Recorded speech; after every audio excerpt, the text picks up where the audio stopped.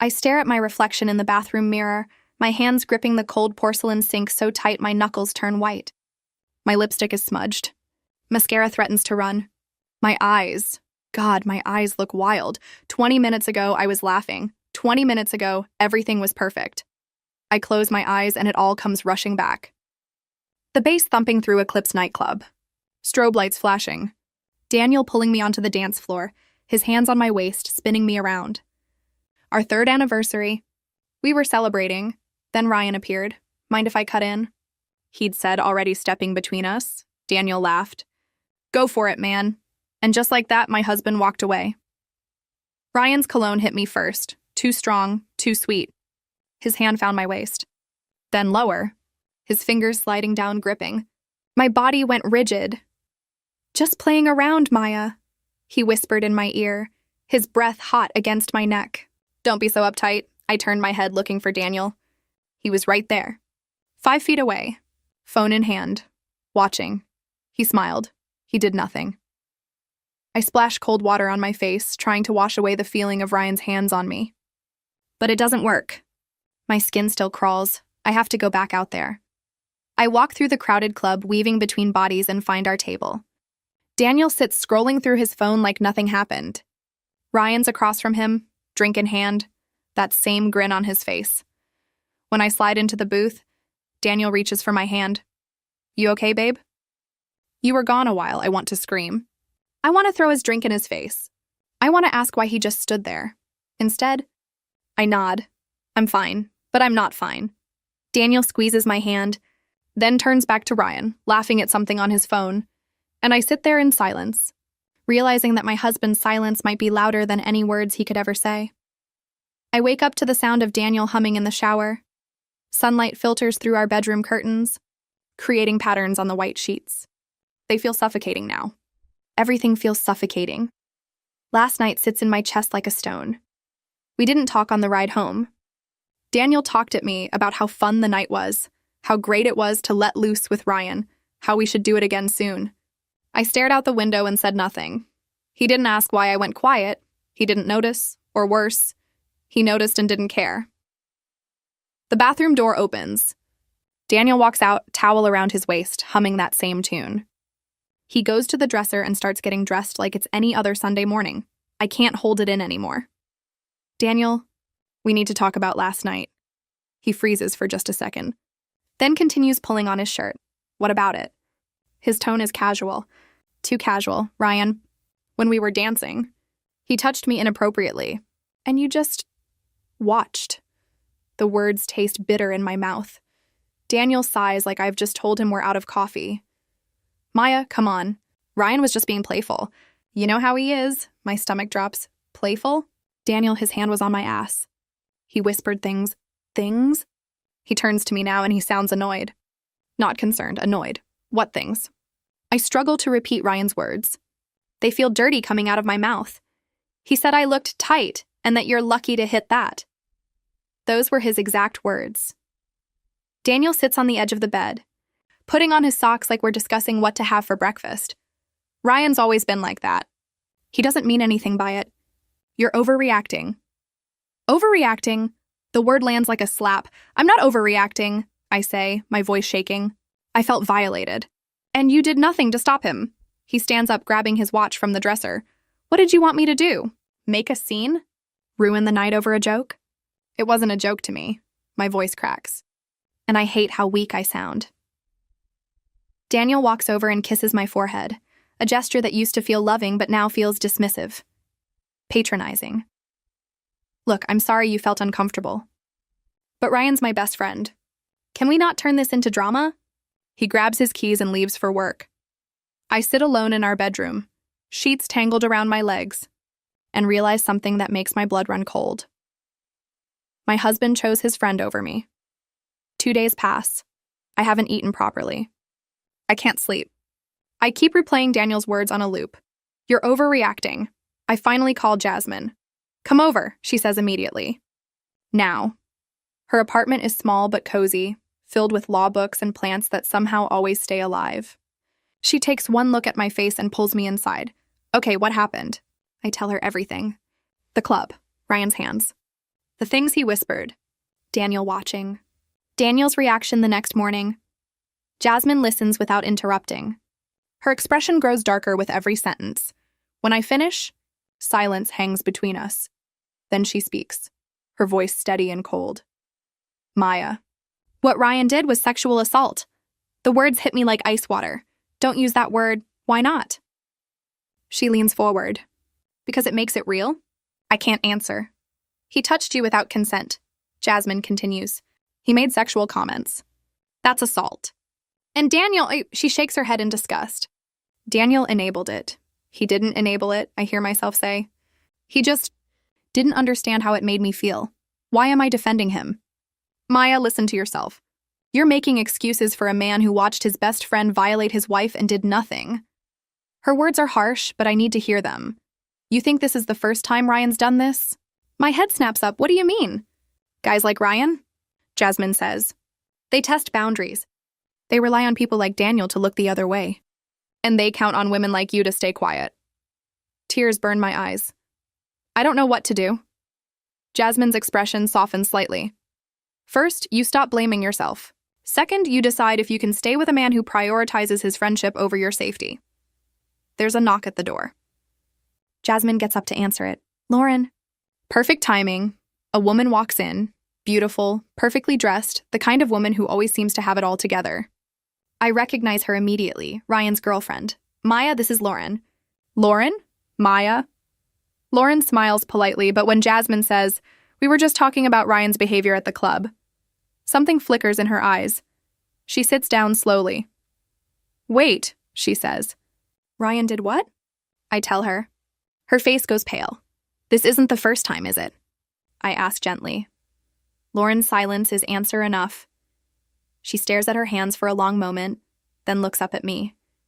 He does this at every party, every club, every wedding. He touches other women, makes comments, and when I get upset, he tells me I'm jealous, that I'm being crazy.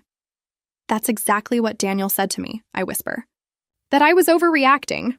Lauren's eyes meet mine, and I see it. Recognition, understanding, shared pain.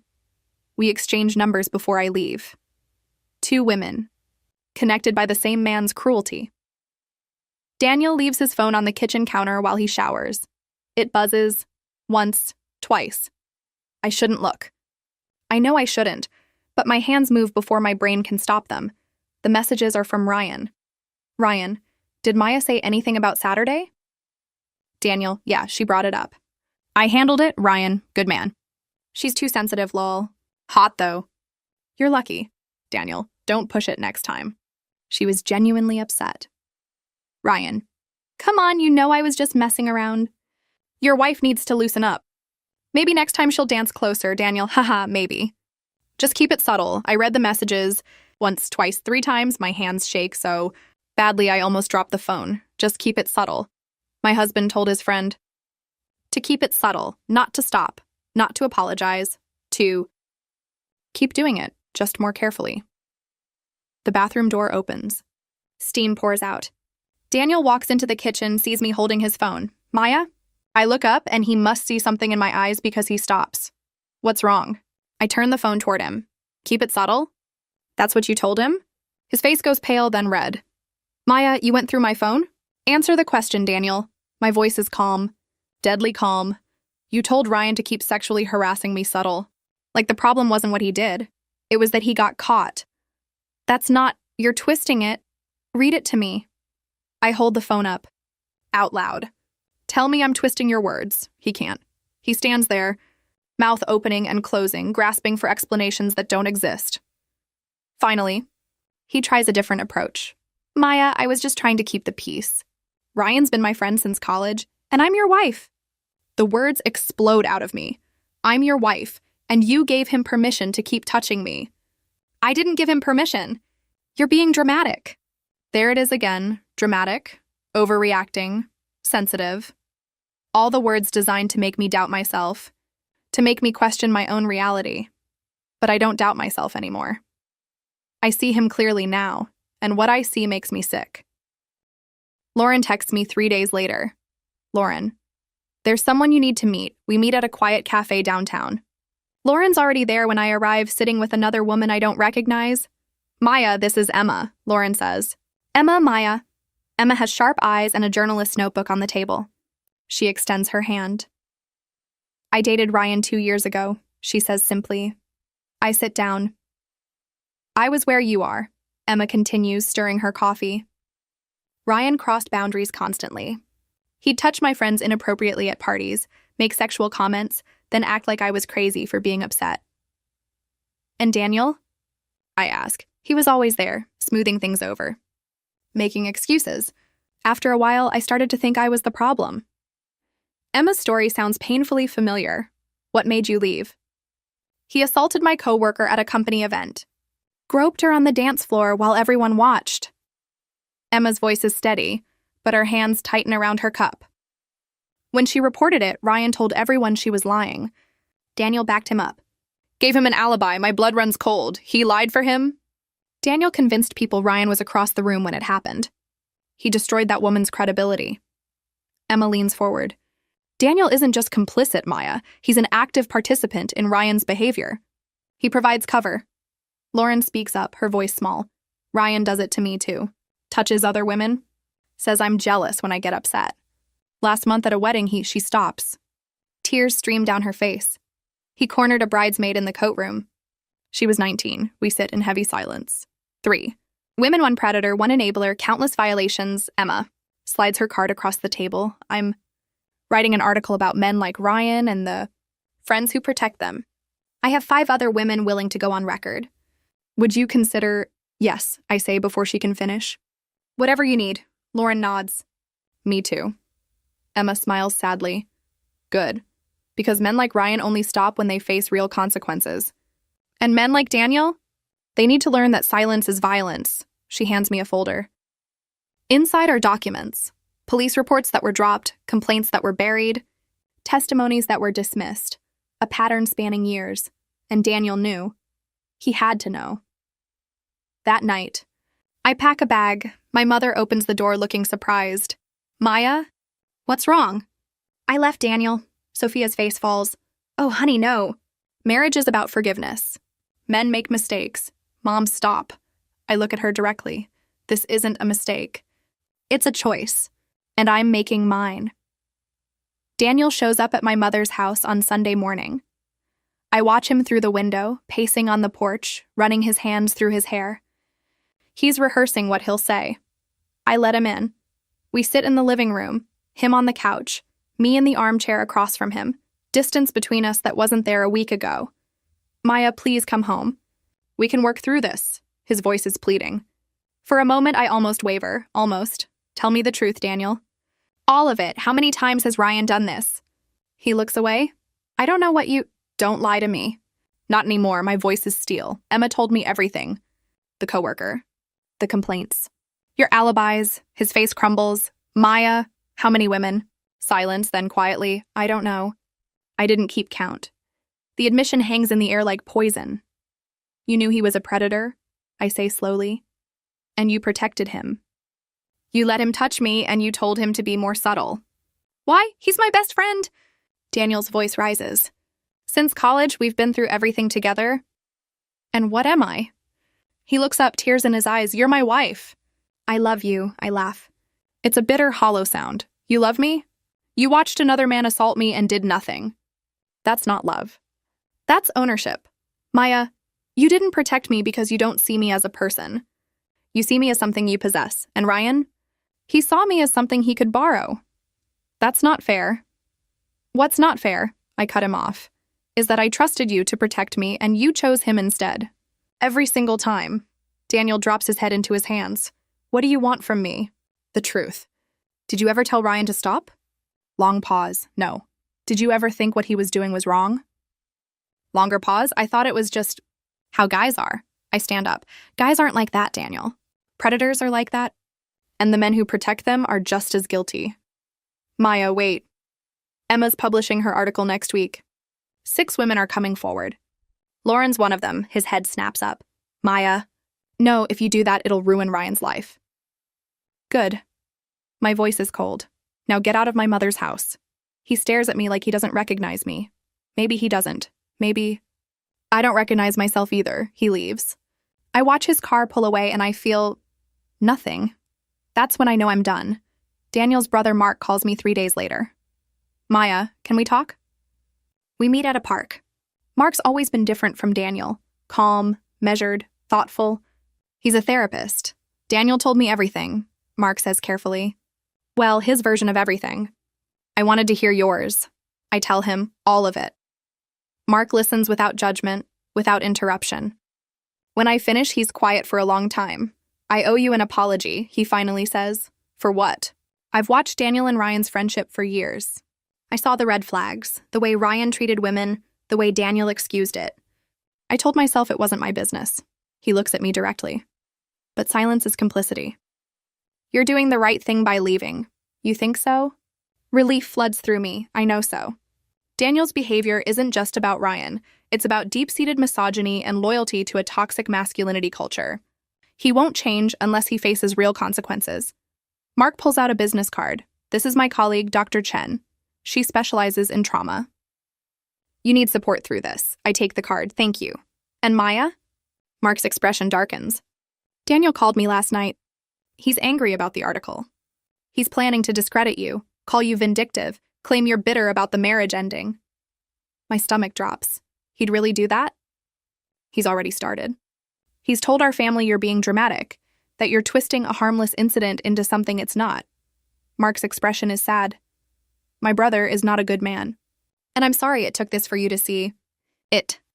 I leave the park with Dr. Chen's card clutched. In my hand. The battle ahead won't just be against Ryan, it'll be against everyone who protects. Him.Emma's article publishes. On a Thursday morning, the headline reads, The predators you invite to parties, how good guys enable sexual assault. Within hours, it's everywhere. My phone won't stop buzzing. Texts, calls, notifications flooding in. The article names Ryan explicitly. It details years of harassment, assault, and manipulation. 6 women share their stories. Lauren describes how Ryan isolated her, made her doubt her own perceptions. Emma recounts the coworker incident and how Daniel provided the false alibi. And I tell my story, the club, Daniel's reaction, the text messages. The internet does what the internet does. Some people believe us immediately. Others call us liars, attention seekers, bitter exes. Ryan posts a denial. These allegations are completely false. I'm consulting with my attorneys. Daniel posts too. My soon-to-be ex-wife is using false accusations to hurt me and my friend.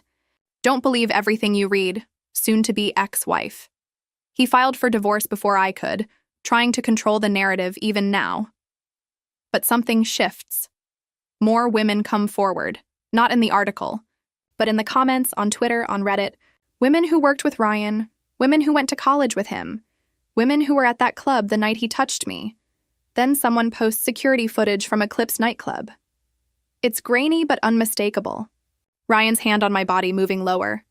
My face turning away. Uncomfortable. And Daniel in the background, phone in hand. Watching, not intervening, just watching. The footage goes viral. Suddenly, Daniel's post doesn't look so convincing. His family starts calling. Friends reach out. Even his boss contacts him about concerning allegations. Mark texts me, the footage changed everything. Mom wants to talk to you. I don't respond. I'm sitting in Dr. Chen's office, processing, healing, learning that my trauma is valid, that I don't owe anyone forgiveness, that leaving was the bravest thing I could do. My phone rings. Unknown number, Maya? This is Detective Harris. We'd like to file formal charges against Ryan. Are you willing to press charges? I take a deep breath. Yes. Ryan is arrested 2 weeks after the article drops. The charges. Multiple counts of sexual assault and harassment. Lauren files a restraining order. Emma's article wins a journalism award. I watch it all from a distance. Living in a small apartment I rent by myself. It's quiet, empty, but it's mine. Daniel tries to contact me. Repeatedly, emails, texts, voicemails. That start apologetic and end angry. Jasmine helps me file a restraining order against him. 2. He's becoming obsessive, she warns. Stay vigilant. Daniel's career suffers. His company launches an internal investigation after employees come forward with concerns about his judgment.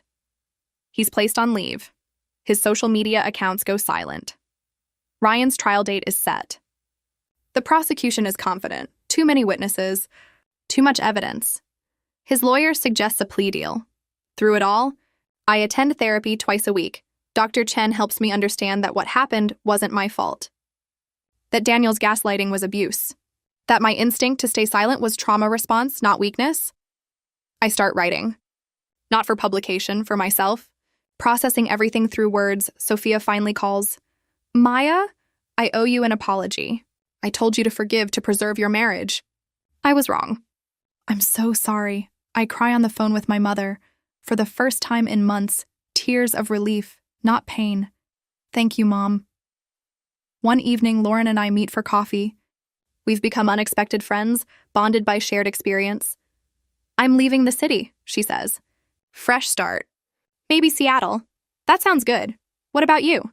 She asks, what's next for Maya? I think about it. I don't know yet. But for the first time in my life, that doesn't scare me. She smiles. Good. We toast our coffee cups to survival, to freedom, to becoming the women we were always meant to be.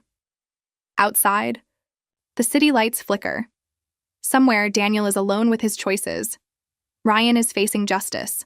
And I am finally, completely free. I stand outside the courthouse on a cold morning in March. Ryan's sentencing hearing is today. I don't have to be here. I gave my testimony weeks ago, but I choose to come.